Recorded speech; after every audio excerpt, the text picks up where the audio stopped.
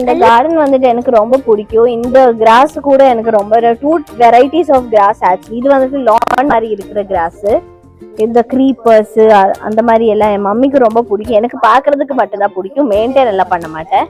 So இந்த சைடில் பார்த்தீங்கன்னா இது வந்துட்டு பஃபலோ கிராஸு. பஃபலோ கிராஸ்னா உங்களுக்கு பார்த்தாலே தெரியும், அந்த லான் மாதிரி தின்னா இருக்காமல் கொஞ்சம் நார்மல் புல் மாதிரி இருக்கும். அது அங்கே கொஞ்சம் ராக்ஸ் எல்லாம் வச்சு ஒரு பாத்வே மாதிரி பண்ணியிருக்கோம்.